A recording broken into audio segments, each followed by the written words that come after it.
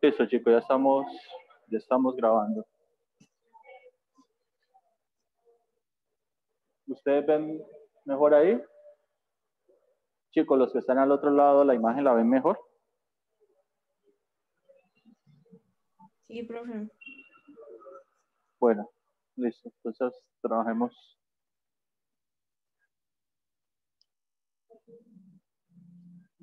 Porfa, los que están en los otros cuerpos, sigan lo que yo voy a explicar desde aquí, ¿vale?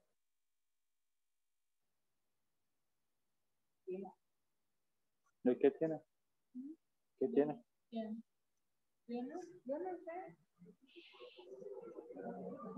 Listo, chicos. Bueno, entonces cuando hablamos del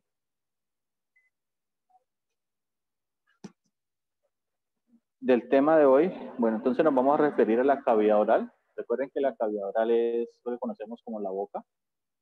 Entonces, dentro de ella vamos a tener unos límites. Esos límites van a estar dados lateralmente por las bucas, que son las que delimitan como tal la cavidad oral de lado a lado. Hacia la parte anterior tenemos los dientes. Hacia la parte posterior tenemos el paladar blando, que en relación con la faringe correspondería a qué área, eso ya lo vimos, a la orofaringe. Hacia la parte inferior tendríamos la lengua y hacia la parte anterior y superior tendremos el paladar duro. Y esos son los límites de la cavidad oral. En la parte de la orofaringe, recuerden que cuando se desciende nos relacionamos con qué estructura. O sea, recuerden que yo tengo naso, oro y laringofaringe. Entonces, la laringofaringe, entonces relaciona la faringe con la laringe. ¿La laringe con qué se continúa? ¿Y la faringe cómo? La laringe como tráquea. ¿Y la faringe? Como esófago. Entonces, el esófago es el tubo muscular que se va a encontrar en la parte posterior de los pulmones, el corazón, y eso dentro del espacio se denomina ¿cómo? ¿Eso qué espacio es? No te escuché, tienes que hablarme duro porque... ¿Cómo se llama ese espacio? El espacio en el cual se ubica el esófago en relación con, por ejemplo, el corazón.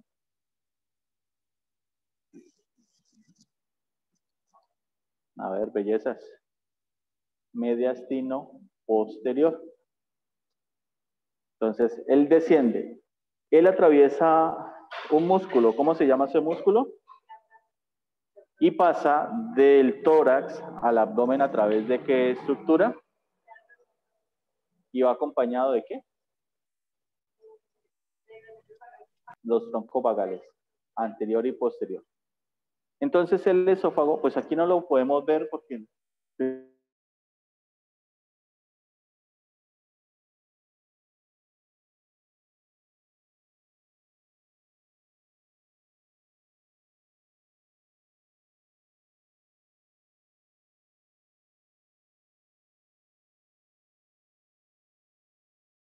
primero, pues la cámara no me da. ¿Tengo una pregunta? ¿Allá está sin pulmones ese cuerpo?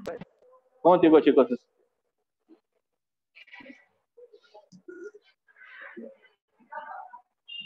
Puedes, en los dos punticos que dice grabando, pausar. No, en los dos punticos.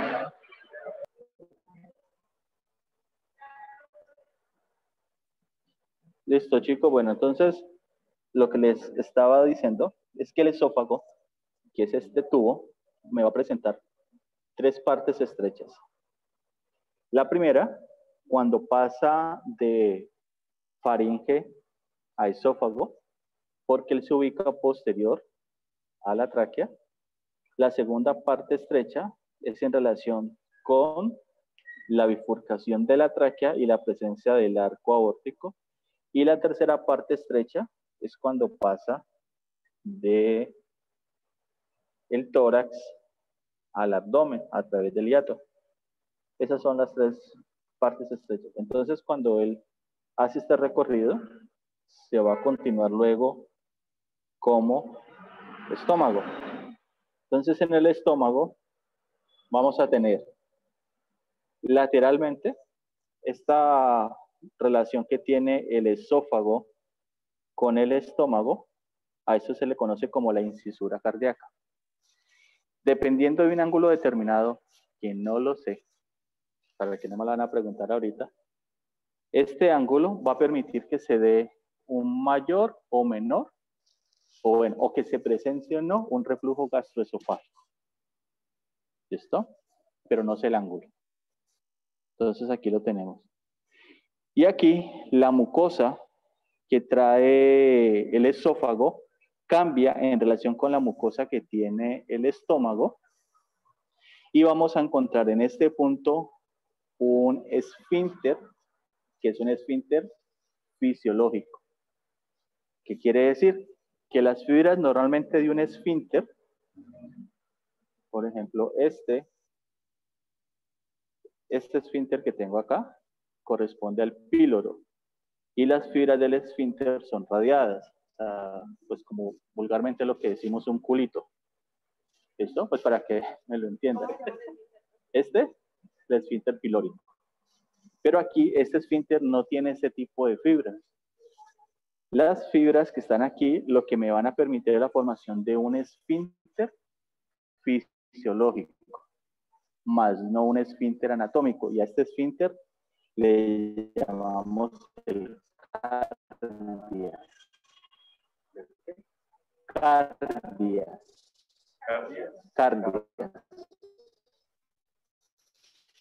Por eso tenemos la incisura cardíaca. Resulta que esta parte del estómago, una anterior, va a presentar una curvatura mayor y diferentes partes. La primera porción del estómago en relación con el esófago se llama el fondo. Y aquí en el fondo hay unas células especializadas que me secretan algo que se llama el ácido clorhídrico. Entonces, en algunos pacientes, un cuadro de gastritis puede generar un dolor irradiado hacia el corazón y piensan que es un infarto. No es un infarto, sino que es una irradiación de un cuadro de gastritis acá. Si me dices que sí es porque la has visto. Pero a veces también se puede convertir en infarto. Ah, sí. Pero entonces, o sea, no es que siempre que haya una gastritis, yo vaya a tener un infarto. Pero no quiere decir que no se vaya a presentar. ¿Listo? Pero tengan en cuenta eso porque siempre, normalmente los diagnósticos se van a lo más complejo y deberíamos de revisar primero lo elemental. Luego vamos a tener el cuerpo, que sería esta parte, y luego continuamos con el antro. Y el antro, en su parte terminal, va a presentar una estructura que se llama el píloro. Y el píloro tiene un esfínter anatómico que ¿cuál es la diferencia con el esfínter fisiológico? Tiene fibras radiadas. Ah, sí, porque la fibra radiada para un culito. No puedo poner ese tipo de ejemplos. Entonces, de aquí se continúa ya con la primera parte del intestino delgado, que es el duodeno, que no, pues que ahorita igual se los voy a explicar porque debemos de adelantar hasta allá. ¿Listo? Bueno. En el estómago, en la cavidad abdominal, nosotros vamos a tener unas paredes. A ver, queridos estudiantes que vieron conmigo clase el semestre pasado.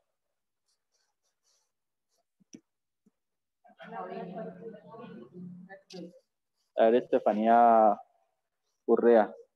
¿Cómo? Urrea. En el abdomen, entonces vamos a tener dos paredes. ¿Cuáles son?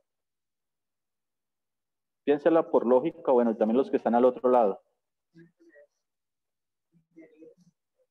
Tenemos una pared abdominal anterior y una pared abdominal posterior.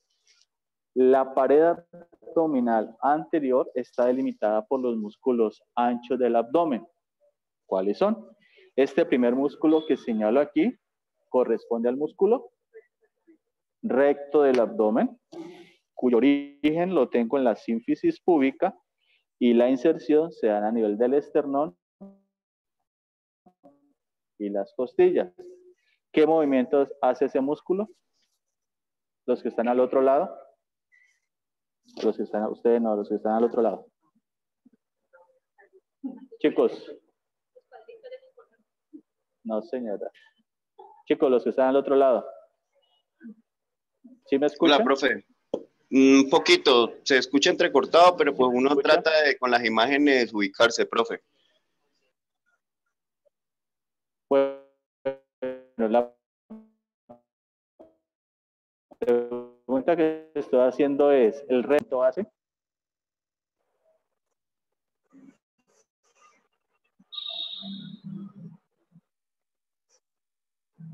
¿Cómo, profe? ¿Puede repetir? El recto del abdomen, ¿qué movimientos hace? O sea, cuando se contrae, ¿qué movimiento genera?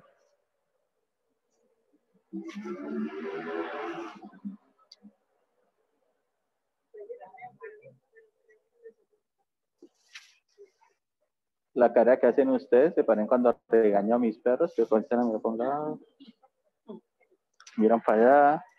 El recto del abdomen, cuando se contrae, genera un movimiento de flexión, llevando el tronco hacia la parte anterior. Ese es el músculo de las abdominales.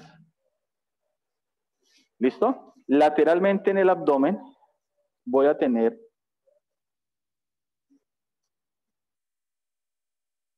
un músculo que sus fibras van a ir de lateral a medial y de superior a inferior, que se llama el oblicuo externo, porque va de lateral a medial. Luego, si lo retiro, voy a tener unas fibras que van a ir en sentido contrario al oblicuo externo, que corresponde al oblicuo interno, y profundo voy a tener unas fibras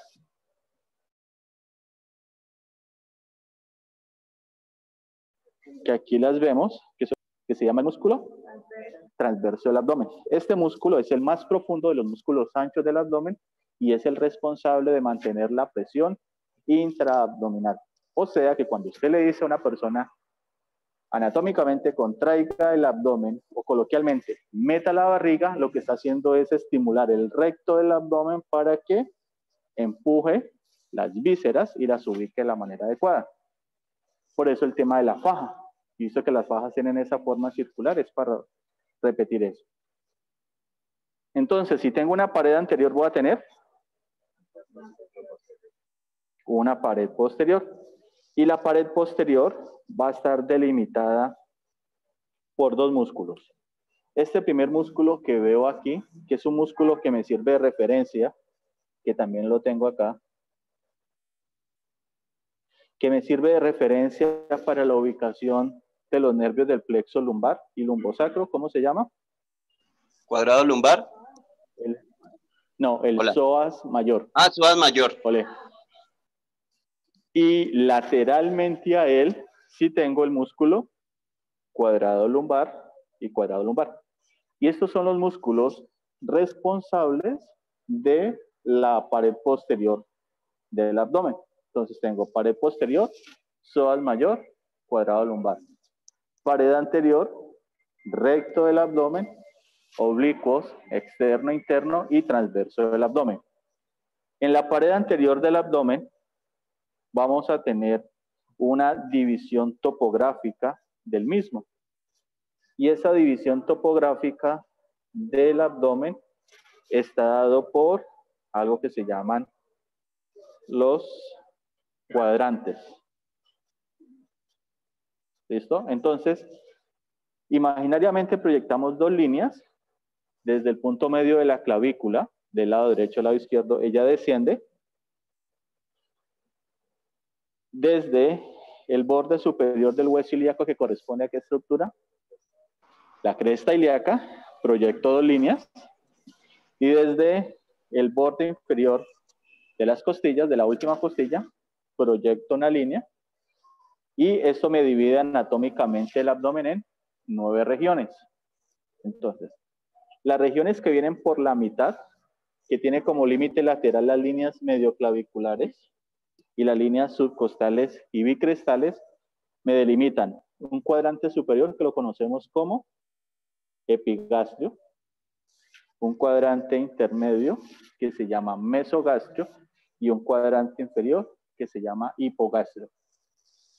Algunos clínicos conocen esto como epigastrio, el mesogastrio le dicen región umbilical y el hipogastrio le dicen región púbica. ¿Listo? Pero estamos hablando de la misma región.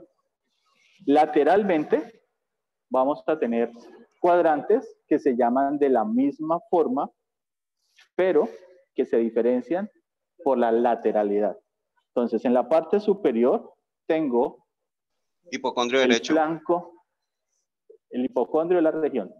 Lo llamamos en términos flanco derecho, perdón, región subcostal, derecha e izquierda, o también le decimos hipocondrio derecho e izquierdo.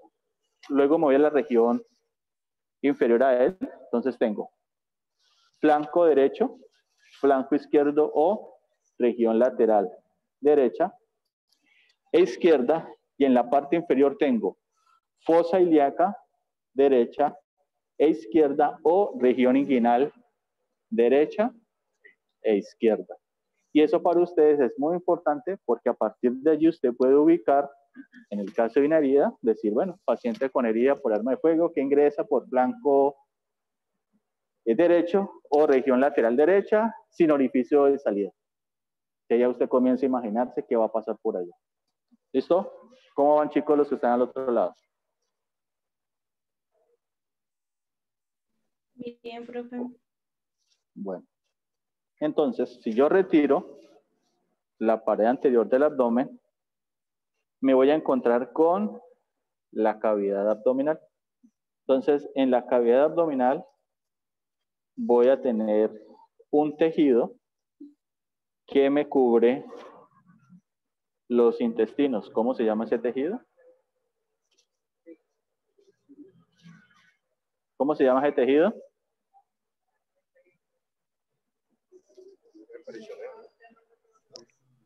Se llama el peritoneo. El peritoneo es el mismo tejido epitelial de revestimiento que cubre los pulmones, que a nivel del pulmón se llama pleura, y que a nivel de corazón se llama ¿cómo? Pericardio. Entonces, a nivel de el abdomen, el peritoneo tiene dos láminas. Una parietal, que está orientada ¿hacia dónde? Hacia la parte externa, o sea, hacia la pared, y una parte interna que es la visceral. Entonces, el peritoneo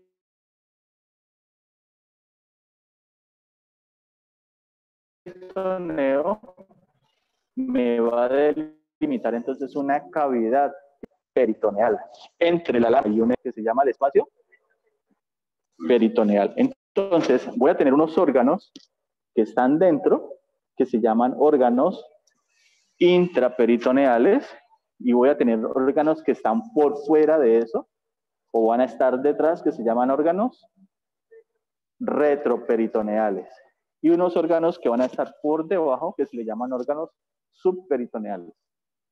¿Listo? A nivel de la cara visceral del hígado, que eso lo vemos luego, en relación con la curvatura menor del estómago, el peritoneo me va a formar unos espacios que los vamos a llamar omentos, en nomenclatura vieja epiplones. ¿Listo? Vamos a decirle omentos. Entre la cara visceral, omentos, entre la cara visceral del hígado y la curvatura menor del estómago, voy a tener un espacio donde voy a encontrar peritoneo y se llama el omento menor. Y luego, desde la curvatura mayor del estómago hacia la parte inferior, si este es el menor, este sería el omento mayor o el delantal, así le llaman, que es el peritoneo que voy a encontrar allí. Y al peritoneo se le llama un tejido inteligente. Porque, por ejemplo, en el intestino grueso, yo voy a tener, solamente por información, esta estructura, ¿cómo se llama? Esta es el apéndice omental o el apéndice, pero el apéndice omental no, perdón, apéndice vermiforme o el apéndice. Esta es la que se inflama.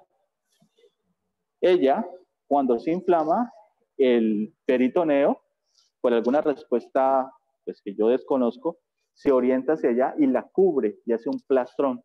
O sea, la cubre, hace un proceso de invaginación. La recubre y si el apéndice se rompe, el contenido de ella, ¿qué es qué? ¿Qué tiene el apéndice? Peritonitis.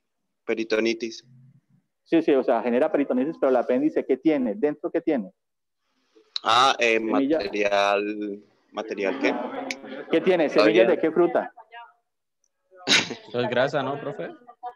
Eso es materia fecal. Aquí están discutiendo que si las semillas de la granadilla, de la guayaba, de la uva. ¿Ah? No. Sí, yo entiendo que no. Sí, pero hay materia fecal. Yo que soy resensible con la nariz. Entonces, lo que hay es materia fecal. Cuando se rompe, pues, ¿qué es lo que sucede? Pues que la materia fecal se riega y me genera algo que se llama una peritonitis. No digo la palabra porque estamos grabando, pero me la reservo para algún día se las digo. Entonces, eso es lo que pasa allí, genera una peritonitis. El peritoneo tiene dos láminas, la parietal y la visceral. Cuando decimos que nos duele la barriga, ¿cuál peritoneo es el que me está dando esa? ¿El visceral o el parietal? No, el abdomen, haciendo las pruebas para saber si es abdomen agudo, abdomen estable. ¿Listo? Entonces es el parietal, no el visceral. Y en su parte posterior, y con eso terminamos, encontramos los órganos que son retroperitoneales. Dentro de ellos, uno de los más importantes es los riñones y los grandes vasos. Esta arteria, ¿cómo se llama? Le estoy preguntando, pues usted me corrige.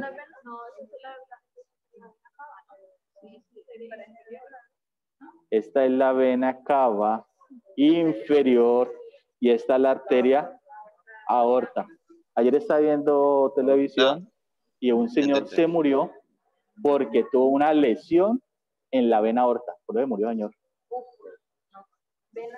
Sí. No, tuvo una lesión en esa vena gravísima, se murió. Y es un programa que salió a nivel nacional y yo.